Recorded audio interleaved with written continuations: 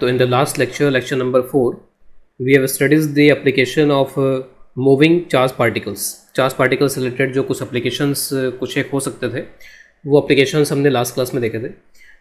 इस लेक्चर में we are starting with the topic frame dependence of Lorentz force.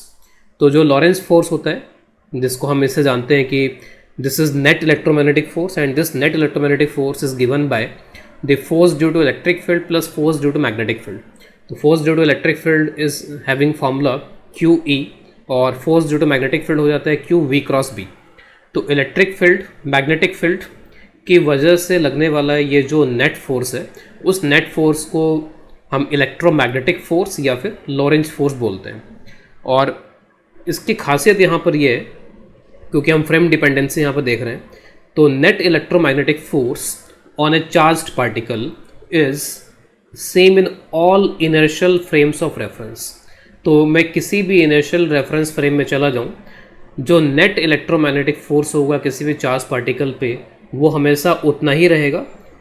ये frame से invariant है, फ्रेम से ये बदलेगा नहीं.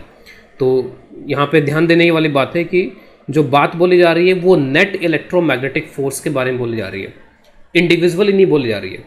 इंडिविजुअली इलेक्ट्रिक फील्ड का फोर्स, इंडिविजुअली मैग्नेटिक फील्ड का फोर्स फ्रेम पे वेरी कर जाते हैं, फ्रेम पे डिपेंड कर जाते हैं, लेकिन इनका जो समेशन होगा किसी भी फ्रेम में, और frame inertial frame of reference की हम बात करेंगे यहाँ पर, तो किसी भी इनर्शियल फ्रेम ऑफ रेफरेंस में इनका ये जो नेट फोर्स आएगा, वो नेट फोर्स हमेशा वही आएगा, वो बदलेगा नहीं. किसी रेफरेंस फ्रेम S1 में हो सकता है कि जो इलेक्ट्रिक फोर्स है, वो इलेक्ट्रिक फोर्स सपोज यहाँ पर FE1 के बराबर हो, और उस फ्रेम में जो मैग्नेटिक फोर्स है वो हो सकता है कि FB1 के बराबर हो. इसी तरीके से अगर मैं किसी S2 रेफरेंस फ्रेम की अगर बात करूँ, तो हो सकता है कि उस फ्रेम में वो FE2 हो जाए और ये FB2 हो जाए. ये सभी यहाँ पर बराबर आएंगे, दिस टू आर इक्वल, ये इक्वल होंगे. किसी किसी फ्रेम में ऐसा हो सकता है कि FE0 हो जाए. कोई ऐसा फ्रेम हो सकता है जिसमें FE0 हो जाए लेकिन FB0 नहीं हो. कोई ऐसा फ्रेम हो सकता है कि FE नॉन जीरो हो और उसमें FB जो है वो जीरो हो जाए. तो कोई फ्रेम ऐसा हो सकता है जिसमें फोर्स प्योरली इलेक्ट्रिक फील्ड की वजह से हो, प्योरली इलेक्ट्रिक फोर्स. उसी पार्टिकल के लिए हम कोई ऐसा फ्रेम सेलेक्ट कर सकते हैं जिसमें उसे फोर्स जो है वो प्योरली मैग्नेटिक फील्ड के फॉर्म में लगे, मैग्नेटिक फोर्स लगे. तो हम किसी भी फ्रेम में चले जाएं, इंडिविजुअली F इलेक्ट्रिक और F मैग्नेटिक बदलेंगे, लेकिन उनकी जो टोटल वैल्यू है वो टोटल वैल्यू हमेशा वही रहेगी. We are not going to prove this, इनके प्रूफ वगैरह में हम नहीं जा रहे हैं, वो सब कुछ स्पेशल थ्योरी ऑफ रिलेटिविटी का पार्ट है. जस्ट हमें ये जो कंसेप्ट है वो डायरेक्टली याद रखना होगा. समटाइम्स ऑब्जेक्टिव में ये चीज़ें डायरेक्टली पूछ ली जाती हैं. तो individually this two can vary, तो यहाँ पे we can write individually F electric and F magnetic will depend on frame. Different frame में इनकी जो वैल्यूज होंगी वो डिफरेंट होंगी, लेकिन जो समेशन आएगा टोटल मिलाकर के F electric plus F magnetic, this summation is independent of frame. तो it is very important, this summation is independent of frame. एक छोटा सा एग्जांपल लेकर के मैं इसको यहाँ पे थोड़ा सा और डिटेल में जाता हूँ. सपोज मान लीजिए यहाँ पे कोई फ्रेम या लेफ्ट फ्रेम है, मान लीजिए S1. सपोज कोई एक लेफ्ट फ्रेम जिसको मैं S1 बोल रहा हूँ यहाँ पे, और इस लेफ्ट फ्रेम में मैं देखता हूँ कि एक चार्ज पार्टिकल है प्लस Q वगैरह जो भी होता है, और इसको कुछ वेलोसिटी मान लीजिए इधर की तरफ यहाँ पे दी गई है, और सपोज मैग्नेटिक फील्ड अप्लाई किया हुआ है. किसी भी तरीके के इलेक्ट्रिक फील्ड नहीं है यहाँ पर, ठीक है, there is no electric field, only magnetic field is there. तो हम ये जानते हैं कि इस पर मैग्नेटिक फोर्स लगेगा और मैग्नेटिक फोर्स लगेगा यहाँ पर इस डायरेक्शन में QVB, ठीक है. और इसके वजह से ये जो इस डायरेक्शन में मूव कर रहा था, इसको सपोज मैं X बोल देता हूँ और सपोज ये Y है, तो जो ये इस डायरेक्शन में मूव कर रहा था वो इधर की तरफ डिफ्लेक्ट हो जाएगा. It will deflect in this direction, deflection आएगा इसमें. और फिर हमें पता है कि वो सर्कुलर पाथ और ये सब कुछ पता है हमको उसके बारे में कि सर्कुलर पाथ फॉलो करेगा यहाँ पर ये. लेकिन सपोज अगर मैं फ्रेम चेंज कर दूँ और किसी फ्रेम S2 में चला जाऊँ, और ये जो फ्रेम S2 है, इसका जो ऑब्जर्वर है सपोज, वो ऑब्जर्वर खुद यहाँ पर पार्टिकल की वेलोसिटी के बराबर वेलोसिटी से मूव कर रहा है। तो this observer is moving with velocity of the particle. तो इसके फ्रेम में क्या होगा कि जो हमारा पार्टिकल है, वो पार्टिकल तो एक तरीके से रेस्ट पे हो गया, इसकी वेलोसिटी तो जीरो हो गई, it is now at rest. तो ये पार्टिकल अब रेस्ट पे हो गया है, लेकिन होगा यहाँ पर ये कि ये पार्टिकल तो मान लीजिए ये जो फ्रेम है या फिर ये जो ऑब्जर्वर है, ये तो एक्स के अलोंग चल रहा है, तो वाई के अलोंग जो मोशन है वो तो इसको दिखाई देगा अभी भी। तो इसको ये दिखाई देगा कि इधर की तरफ यहाँ पर डिफ्लेक्ट हो रहा है, डिफ्लेक्शन इसको भी दिखाई देगा कि ये वाई की तरफ यहाँ पर डिफ्लेक्ट हो रहा है। अब वाई की तरफ डिफ्लेक्ट हो रहा है, लेकिन इसके फ्रेम में किसी तरीके का मैग्नेटिक फोर्स यहाँ पर नहीं लगेगा, क्योंकि मैग्नेटिक फील्ड जो है वो रेस्ट वाले पार्टिकल पे फोर्स लगाता ही नहीं है, वो तो सिर्फ मूविंग पार्टिकल पे फोर्स लगा सकता है। और इस फ्रेम में जो हमारा पार्टिकल है वो तो रेस्ट पे आ गया। तो फिर इसे एक्सप्लेन करने के लिए हम बोलेंगे कि क्योंकि चार्ज पे तो सिर्फ दो ही चीज़ें फोर्स लगा सकती हैं, या तो मैग्नेटिक फील्ड होगा या फिर इलेक्ट्रिक फील्ड होगा। तो अगर मैग्नेटिक फील्ड फोर्स लगा पा रहा तो हम बोलेंगे कि देयर इज इलेक्ट्रिक फील्ड का फोर्स, इलेक्ट्रिक फील्ड की वजह से there must be some force. तो इसके फ्रेम में यहाँ पर एक तरीके से इलेक्ट्रिक फील्ड आ जाएगा, और वो इलेक्ट्रिक फील्ड इसको वाई डायरेक्शन में यहाँ पर डिफ्लेक्ट कर रहा होगा। तो ये दो चीज़ें हमें यहाँ पर, ये जो दो फ्रेम्स का मैंने एग्जांपल लिया है यहाँ पे, उस एग्जांपल से ये चीज़ क्लियर हो जाती है कि फ्रेम बदलने पे जरूर इस तरीके की गड़बड़ हो जाती है, लेकिन जो नेट फोर्स है वो नेट फोर्स वही रहेगा। इंडिविजुअली वेरी कर सकती हैं चीज़ें यहाँ पे। और जो दो फ्रेम यहाँ पर दिख रहे हैं उसमें S1 जो फ्रेम है वो ऐसा है कि इसमें जो फोर्स लग रहा था दैट वाज प्योरली मैग्नेटिक। इसमें जो पार्टिकल पे फोर्स ऑब्जर्व किया जा रहा था इस फ्रेम में, दैट वाज प्योरली मैग्नेटिक। और इस फ्रेम में जो फोर्स ऑब्जर्व किया जा रहा है पार्टिकल पे, that is purely electric force. तो इस तरीके के फ्रेम एग्जिस्ट कर सकते हैं जिसमें प्योरली मैग्नेटिक हो, प्योरली इलेक्ट्रिक हो, और फिर और भी ऐसे फ्रेम एग्जिस्ट कर सकते हैं जहाँ पे दोनों का कॉम्बिनेशन हो, दोनों नॉन जीरो हो। लेकिन आप किसी भी फ्रेम में चले जाओ, किसी भी इनर्शियल फ्रेम में चले जाओ, हर एक इनर्शियल फ्रेम में जो नेट इलेक्ट्रोमैग्नेटिक फोर्स होगा, that electromagnetic force will B same, वो हमेशा उतना ही होगा, वो बदलेगा नहीं। अब इसके बाद में मैं एक ऐसा टॉपिक ले रहा हूँ जिसको बोलते हैं फील्ड ट्रांसफॉर्मेशंस। ये जो फील्ड ट्रांसफॉर्मेशन है ये ना तो 12th में है ना जेई के सिलेबस में है, तो हमारे लेवल पे हमारे सिलेबस में नहीं है, ये ऑप्शनल है। जो स्टूडेंट्स इसको पढ़ना चाहें पढ़ सकते हैं, अदरवाइज इसको स्किप करके भी निकल सकते हैं। It will not make any difference to their preparation. वो आराम से बिना इसके भी काम चला सकते हैं, इसकी कोई ज़रूरत नहीं है। लेकिन कुछ प्रॉब्लम्स में इसका यूज़ करके हम प्रॉब्लम को बहुत ही सिंपल बना सकते हैं, प्रॉब्लम को एक डिफरेंट तरीके से हम सोच सकते हैं, डिफरेंट तरीके से उसको किया जा सकता है। तो उसके लिए कई बार यूज़फुल हो सकता है, फॉर ओलंपियाड एस्पिरेंट्स भी यूज़फुल हो सकता है, ये उनके लिए तो डेफिनेटली यूज़फुल होगा। तो फील्ड ट्रांसफॉर्मेशन, जैसे अभी हमने देखा कि जब हम एक रेफरेंस फ्रेम से दूसरे रेफरेंस फ्रेम में जाते हैं तो क्या होता है कि इंडिविजुअल इलेक्ट्रिक फील्ड और मैग्नेटिक फील्ड के फोर्सेस बदल जाते हैं। उसको हम ऐसे बोल देते हैं कि इलेक्ट्रिक फील्ड और मैग्नेटिक फील्ड की वैल्यू बदल गई वहाँ पर उस फ्रेम के अंदर। तो इलेक्ट्रिक फील्ड और मैग्नेटिक फील्ड के जो वैल्यूज़ है वो डिफरेंट फ्रेम में डिफरेंट हो जाती हैं, जिसकी वजह से इंडिविजुअली इलेक्ट्रिक फोर्स और मैग्नेटिक फोर्स बदल जाते हैं, लेकिन उनका जो समेशन है वो तो वही आता है, वो हमको पता ही है। तो ट्रांसफॉर्मेशन का मतलब है कि जब हम एक फ्रेम से दूसरे फ्रेम में जाते हैं तो इलेक्ट्रिक फील्ड और मैग्नेटिक फील्ड के जो वैल्यूज़ हैं उस फ्रेम में वो चेंज हो जाती है। तो वो कितनी हो जाती हैं, चेंज किस तरीके से होता है, वही हम उसी के फॉर्मूले मैंने यहाँ पे लिखे हुए हैं। Again this formulas are derived using special theory of relativity, जिसमें हमें जाने की ज़रूरत नहीं है, we are not going into that, बस केवल यहाँ पे फॉर्मूलेज लिख रहे हैं। इन फार्मूले के एप्लीकेशन बेस्ड क्वेश्चन जो कुछ एडवांस इलस्ट्रेशंस होंगे, वो एडवांस इलस्ट्रेशंस मैं अलग से ही अपलोड करूँगा कभी। यहाँ पर मैं कोई इसका इलस्ट्रेशन अभी नहीं लेने वाला हूँ, जस्ट मैं एक इन्फॉर्मेशन दे रहा हूँ कि इस तरीके से हम फील्ड यहाँ पे कैलकुलेट कर सकते हैं डिफरेंट रेफरेंस फ्रेम में।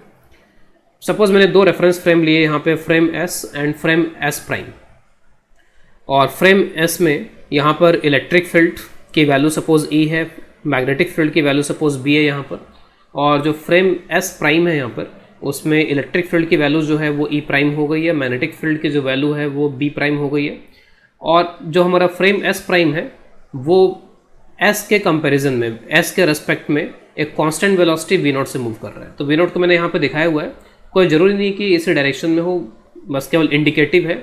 बस ये है कि दोनों फ्रेम यहाँ पर इनर्शियल है और ये जो वेलोसिटी है वो कांस्टेंट है। तो both are inertial frames. Inertial frame के लिए हम बात करेंगे, नॉन इनर्शियल के लिए हम बातें नहीं करेंगे यहाँ पर, क्योंकि special theory of relativity is valid for inertial frames. तो frame S dash is moving with respect to frame S with constant velocity V0. अब इसमें हमने इलेक्ट्रिक फील्ड और मैग्नेटिक फील्ड को दो कंपोनेंट्स के फॉर्म में लिखा है, और कंपोनेंट हमने किस डायरेक्शन में किए हैं, तो एक तो हमने अलोंग वी नॉट यहाँ पे किया और दूसरा कंपोनेंट यहाँ पे perpendicular to the V naught किया है। तो along V naught and perpendicular to the V naught. तो जो भी पैरेलल दिखाई दे रहा है, पैरेलल का मतलब है कि component along V naught, perpendicular का मतलब हो जाएगा component perpendicular to V naught. तो अगर मैं जो एस प्राइम है उसमें अगर ई पैरेलल कैलकुलेट करूँ, तो एस प्राइम में जो ई पैरेलल होगा वो एस के ई पैरेलल के बराबर होगा। यानी कि ई पैरेलल जो कंपोनेंट्स हैं वो फ्रेम के हिसाब से चेंज नहीं होते, वो हर एक फ्रेम में फिर इसका मतलब वही रहते हैं, तो ये कंपोनेंट्स बदले नहीं। इसी तरीके से मैग्नेटिक फील्ड में भी आप देखो कि जो पैरेलल वाले कंपोनेंट्स हैं वो वही हैं, पहले भी वही थे, बाद में वही हैं। परपेंडिकुलर वाले कंपोनेंट्स बदल रहे हैं।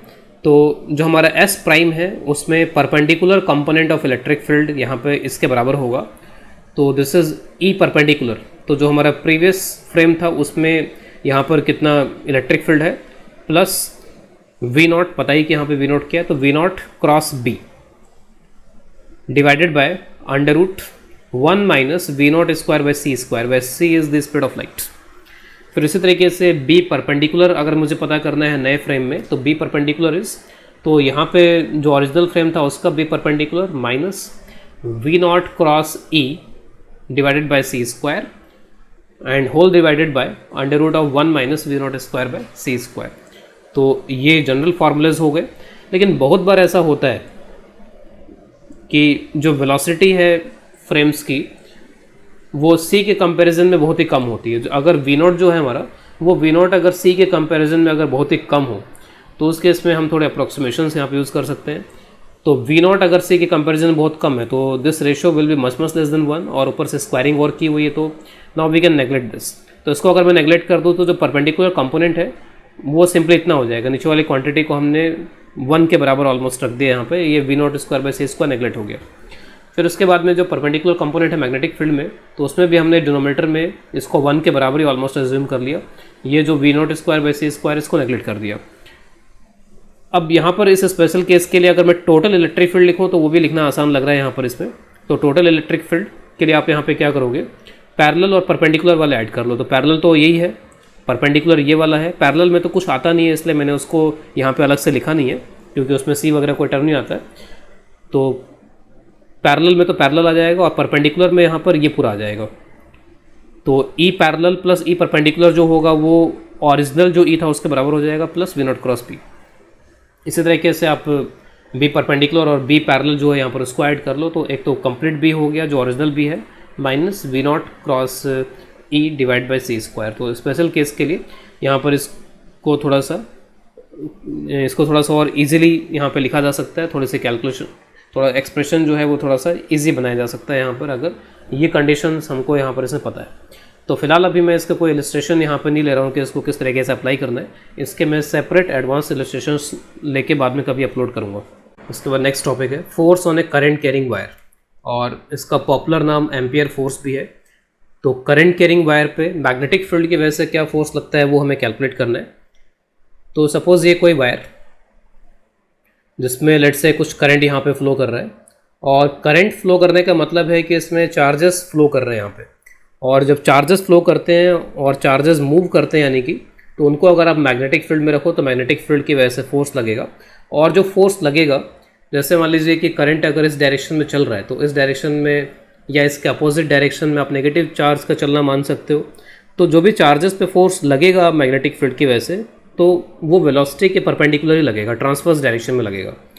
तो वो जो फोर्स लगेगा, अगर मैं यहाँ पे एक थोड़ा क्रॉस सेक्शनल व्यू टाइप का यहाँ पे दिखाऊँ, तो सपोज़ यहाँ पे अगर कोई चार्ज है और इस चार्ज पे अगर फोर्स लगा, मान लीजिए कुछ इस तरीके से, लेट से कुछ इस तरीके से फोर्स लगा, तो ये जो चार्ज है वो जा तो इधर रहा था लेकिन कुछ मान लीजिए ऊपर की तरफ डिफ्लेक्ट हो गया। तो डिफ्लेक्ट होगा तो ये जो चार्ज है वो इस वायर की जो वॉल्स हैं, इस वायर की जो सरफेस है, वॉल्स हैं, उस पर कुछ ना कुछ प्रेशर एक्सर्ट करेगा। जब वो उधर डिफ्लेक्ट होगा तो डिफ्लेक्शन की वजह से ये कुछ उधर की तरफ फोर्स ट्रांसफ़र करेगा। तो एक तरीके से हम ये बोल देते हैं कि जो चार्ज कैरियर मूव कर रहे हैं, जो भी इलेक्ट्रॉन या जो भी चार्जेस मूव कर रहे हैं, उन चार्जेस के चलने की वजह से मैग्नेटिक फील्ड फोर्स लगाएगा, और वो फोर्स जो है वो वायर को ट्रांसफ़र कर देंगे, वायर पे ट्रांसफ़र हो जाएगा वो फोर्स, तो वायर पे भी वो फोर्स लगने लगेगा। तो एक तरीके से हम फोर्सेस निकाल रहे हैं इन चार्जेस पे, और हम बोल देंगे कि वही फोर्स एक तरीके से समथिंग लाइक कॉन्टैक्ट फोर्स, एक कॉन्टैक्ट फोर्स की तरह वायर पे भी ट्रांसमिट हो गया, वायर पे चला गया वो फोर्स। तो वायर पे ये जो फोर्स ट्रांसफ़र हो रहा है उसको कैलकुलेट करेंगे हम, और उसी को हम यहाँ पर बोल देंगे एम्पियर्स फोर्स। तो एसेंशियली हमें इतना ही करना है कि जो चार्ज मूव कर रहे हैं इस वायर के अंदर उन पे फोर्स निकालना है। अब जो चार्ज मूव कर रहे हैं उन पे फोर्स निकालना है, तो मैं ऐसा करता हूँ इसके लिए कि वायर का एक छोटा सा सेगमेंट यहाँ पे उठा लेता हूँ, let's say with length dl।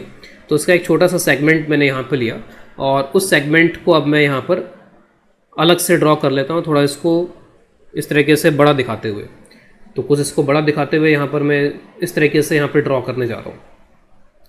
तो वही dl सेगमेंट है, उस dl सेगमेंट को यहाँ पर इस तरीके से ड्रॉ किया गया है जिससे कि फोर्सेस और जो भी एनालिसिस है वो प्रॉपरली यहाँ पे ऐसा किया जा सके।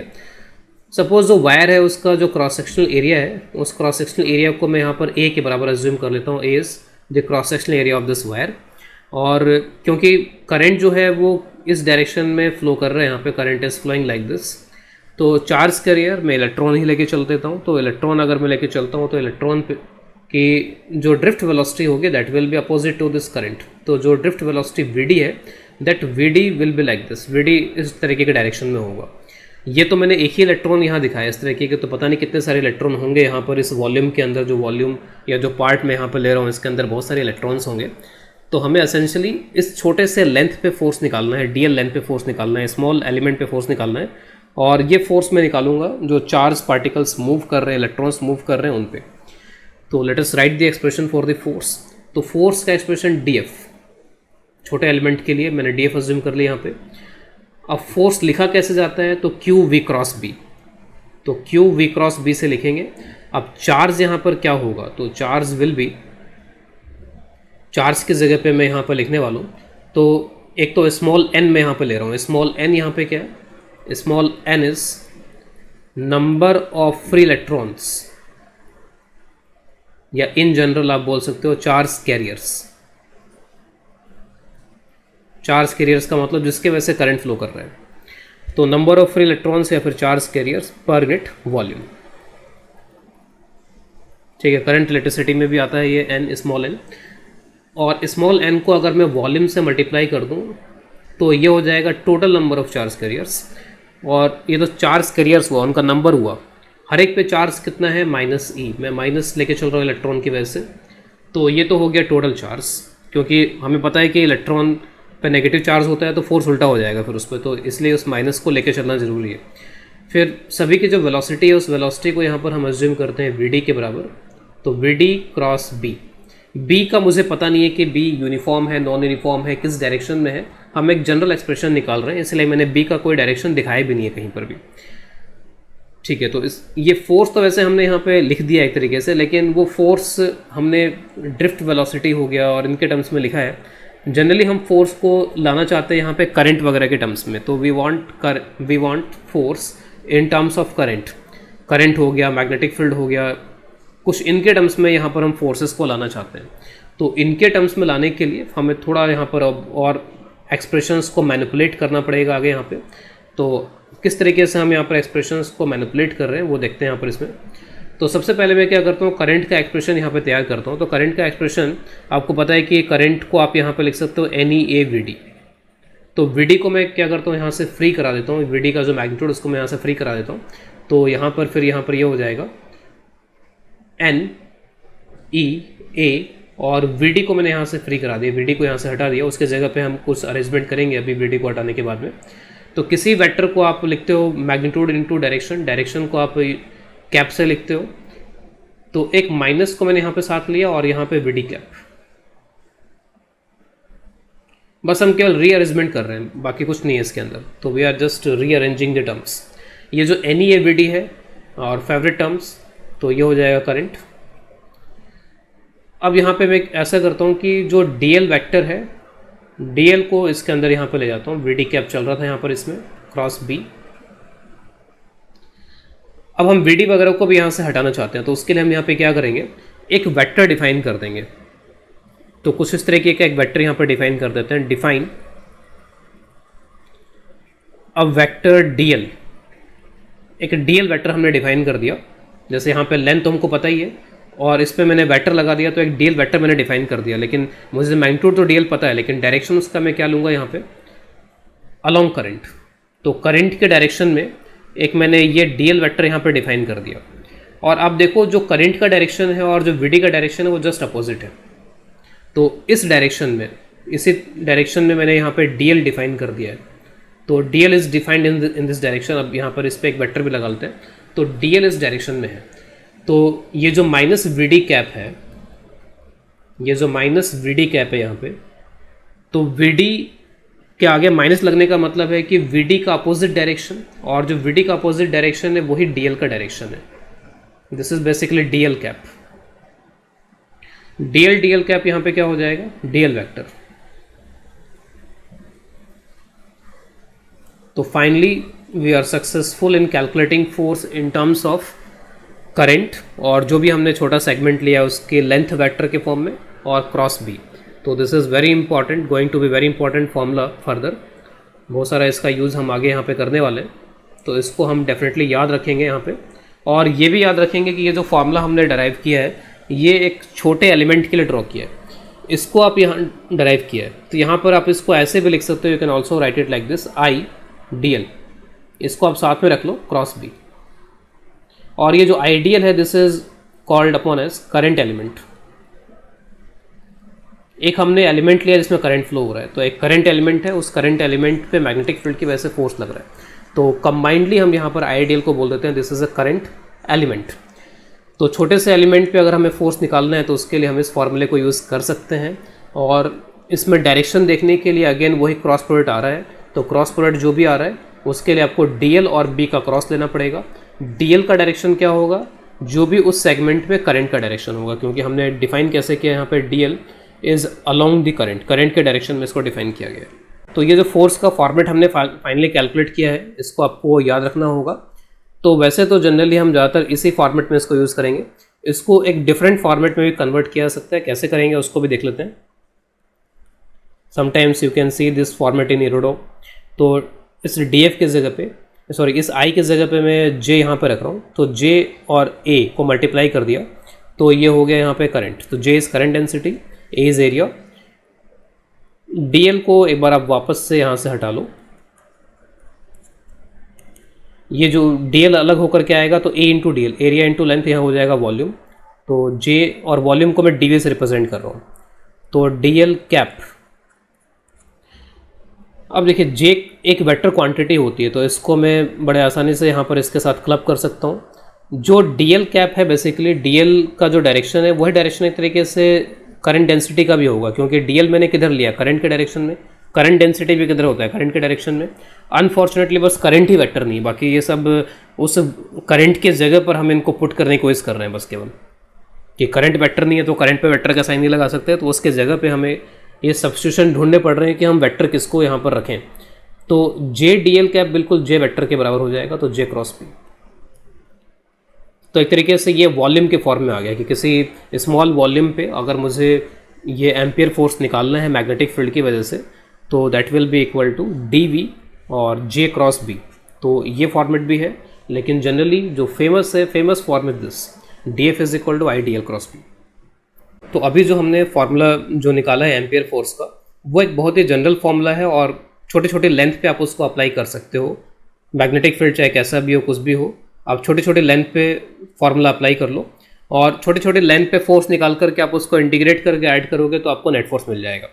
फिलहाल अभी हम कुछ यहाँ पर स्पेसिफिक सिचुएशंस ले रहे हैं, जैसे वायर तो कैसे भी हो सकता है, लेकिन अभी हम स्ट्रेट वायर की अगर बात करें तो सपोज यहाँ पर स्ट्रेट वायर की बात कर रहे हैं, एक तो कि वायर स्ट्रेट है, और उसके अलावा दूसरी बात यहाँ पे कर रहे हैं कि उसको हमने यूनिफॉर्म मैग्नेटिक फील्ड में रखा हुआ है। तो दो स्पेसिफिक चीज़ें हमने यहाँ पे ले ली इसमें कि स्ट्रेट वायर और यूनिफॉर्म मैग्नेटिक फील्ड। तो जो हमने जनरल फार्मूला डराइव किया उसका यूज़ करते हुए क्या हम इसके लिए डायरेक्टली आंसर लिख पाएंगे, वो जस्ट हमें यहाँ पे एक बार देख लेना है। तो सपोज़ कोई भी यहाँ पर ये एक स्ट्रेट वायर है और ये स्ट्रेट वायर किसी यूनिफॉर्म मैग्नेटिक फील्ड में रखा है। सपोज इसमें जो करंट है वो करंट यहाँ पे आई हो गया और इसकी जो लेंथ है suppose that length is equal to L. तो एल लेंथ का ये वायर रखा हुआ है यहाँ पे। इसके किसी भी छोटे हिस्से पे मैं बड़े आसानी से फोर्स लिख सकता हूँ। सपोज ये डी एल है, डी एल का डायरेक्शन करंट के डायरेक्शन में ये हो जाएगा। तो अगर मैं इस छोटे हिस्से से फोर्स लिखूँगा तो ये फोर्स हो जाएगा यहाँ पे D F is equal to I D L cross B. और वही अगर मुझे यहाँ पे नेट फोर्स निकालना पड़ेगा तो मुझे सारे फोर्स वेक्टर्स को वेक्टोरली ऐड करना पड़ेगा, ठीक है। तो नेट फोर्स के लिए we have to integrate the D F vector, ये वेक्टर समेशन एक तरीके से, तो वेक्टोरली समेशन करना पड़ेगा, हर छोटे छोटे एलिमेंट के फोर्सेस को ऐड करना पड़ेगा। तो डी एफ का एक्सप्रेशन आप यहाँ पर रख लो, तो I D L cross B. I क्योंकि कांस्टेंट है इसको आप बाहर निकाल सकते हो, और इसी तरीके से डी एल को आप अकेला छोड़ सकते हो और क्रॉस बी कर सकते हो। अगर यहाँ से ये चीज़ समझ में नहीं आ रही है तो फिर आप इसको इस तरीके से भी समझ सकते हो। इसको समझने का एक तरीका यहाँ पर ये हो सकता है कि जैसे मान लीजिए आपने कोई DL1 एलिमेंट लिया, तो DL1 क्रॉस बी ये फोर्स लिख दोगे आप यहाँ पे। फिर आपने अगर कोई DL2 नाम का एलिमेंट लिया तो DL2 क्रॉस बी आप यहाँ पे लिख दोगे, और इस तरीके से आप समेशन करते चले जाओगे। तो अगर मैं इसमें आई कॉमन ले लूँ तो DL1 cross B vector plus DL2 cross B vector, ठीक है, कुछ इस तरीके से आ जाएगा। और अभी भी आप बी कॉमन ले सकते हो, सब में बी आ रहा है, तो DL1 DL2 ये सभी वेक्टर ऐड होते चले जाएंगे। फाइनली आप बी को इस तरीके से बाहर ले सकते हो। तो आप ये देखोगे कि जो ये वाला एक्सप्रेशन है और जो ये एक्सप्रेशन है बिल्कुल एक जैसी हैं। वहाँ पे मैं इंटीग्रेशन के फॉर्म में लिख रहा हूँ, यहाँ पर मैं सिंपली एक समेशन के फॉर्म में लिख रहा हूँ, एक एक एलिमेंट लिख करके मैं उनको ऐड करके दिखा रहा हूँ। तो जो भी यहाँ पे DL1 DL2 है, अब ये किसके बराबर आएगा ये देखना होगा इसमें यहाँ पे। तो जो DL1 DL2 है ये सब इनका जो समेशन है वो किसके बराबर होगा। तो सपोज़ ये हमारा वायर था, और इस वायर पे आपने यहाँ पे क्या किया, छोटे छोटे इसके टुकड़े कर दिए। इस टुकड़े को आपने DL1 बोल दिया। फिर उसके बाद में इसी डायरेक्शन में दूसरा टुकड़ा है DL2 बोल दिया। उसी डायरेक्शन में, क्योंकि स्ट्रेट वायर है, अगर स्ट्रेट वायर नहीं होता तो ये करंट का डायरेक्शन और ये DL का डायरेक्शन चेंज होता चला जाता, लेकिन ऐसा हो नहीं रहा यहाँ पर। तो आप देख सकते हो कि DL1 DL2 इन सभी को अगर आप ऐड करोगे तो सिंपली आपको एल वेक्टर मिल जाएगा। तो फाइनली यहाँ पर जो फोर्स बनेगा वो फोर्स यहाँ पर बन जाएगा आई एल क्रॉस बी। तो आप पूरे बड़े वायर पे फोर्स डायरेक्टली यहाँ पर निकाल सकते हो, लेकिन ये फाइनल फार्मूला तभी इस तरीके से कन्वर्ट हो पा रहा है। बेसिक्स तो यही है, basic is this much, basics तो यही है, इससे सब कुछ हो रहा है, लेकिन वो फाइनली कन्वर्ट इसमें यहाँ पे हो जा रहा है। और वो तभी हो रहा है जब यहाँ पर आप यूनिफॉर्म लेके चल रहे हो, तभी बी यहाँ से बाहर हुआ है। करंट तो हर जगह वही रहेगा, बी यहाँ से क्यों बाहर हुआ, क्योंकि आपने यूनिफॉर्म मैग्नेटिक फील्ड यहाँ पे लिया है। तो इसमें फाइनली जो एल वेक्टर आ रहा है वो एल वेक्टर यहाँ पे क्या हो जाएगा, vector joining, sorry vector joining the and points of wire. लेकिन डायरेक्शन क्या बनेगी, along the current, direction is along current. तो आप इस फॉर्मूले को आप डायरेक्टली यूज कर सकते हो इसमें।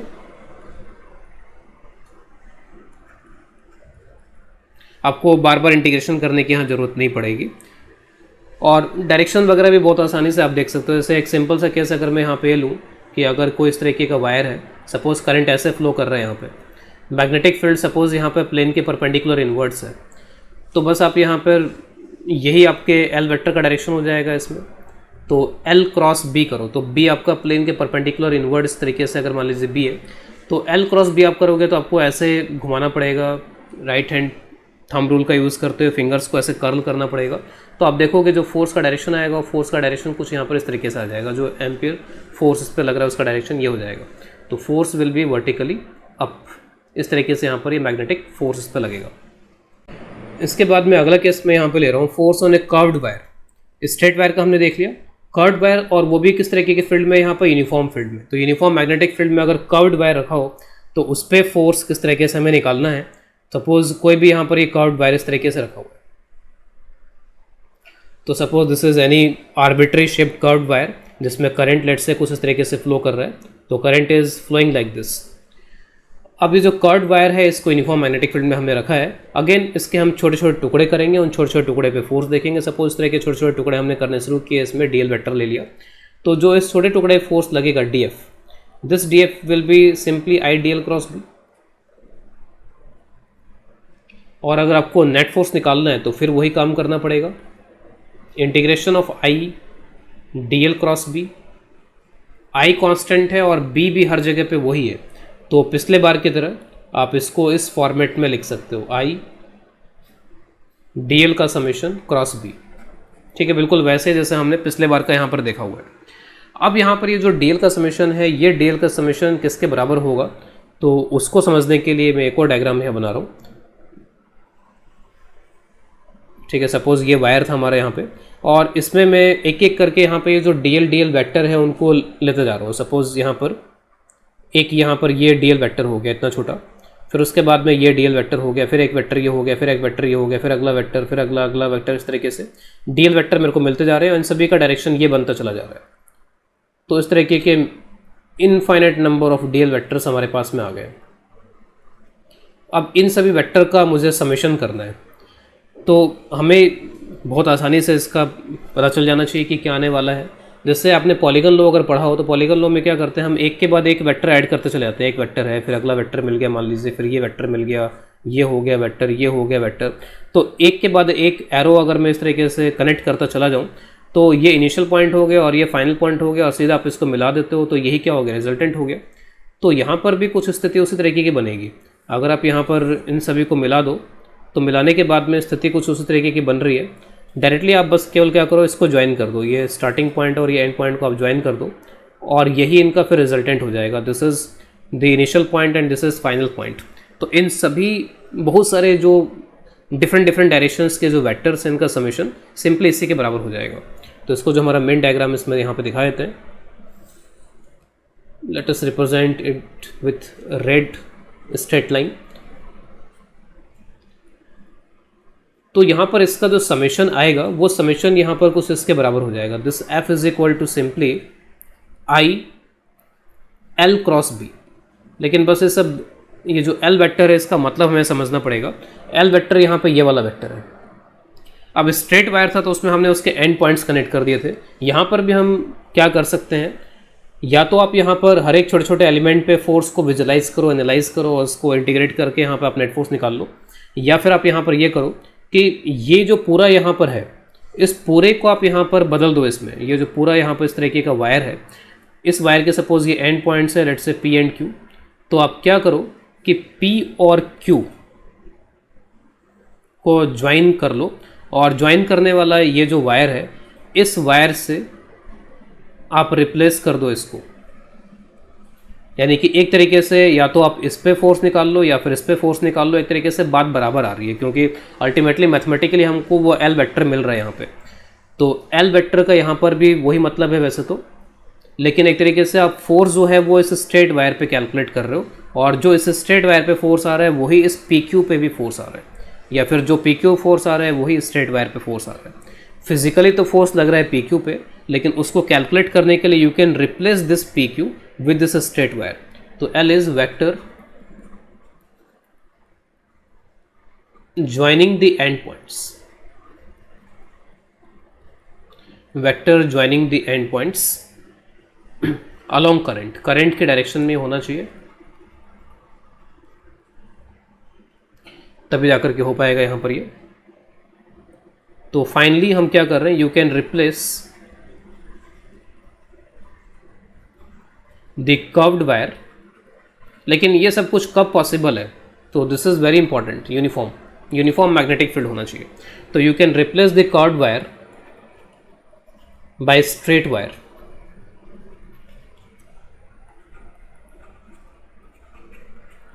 कनेक्टिंग द एंड्स, लेकिन यूनिफॉर्म मैग्नेटिक फील्ड होना चाहिए, इन यूनिफॉर्म मैग्नेटिक फील्ड। तो फोर्स की कैलकुलेशन करने के लिए आप इसको रिप्लेस कर सकते हो फ्रॉम दिस स्ट्रेट वायर, और इस स्ट्रेट वायर की लेंथ क्या होगी, तो दोनों एंड पॉइंट्स को कनेक्ट करने में जो डिस्टेंस लग रहा है वही लेंथ वहाँ पर हमें उसमें लेनी होगी। इसके बाद नेक्स्ट टॉपिक ले रहे हैं इसमें, force on A close loop in uniform magnetic field.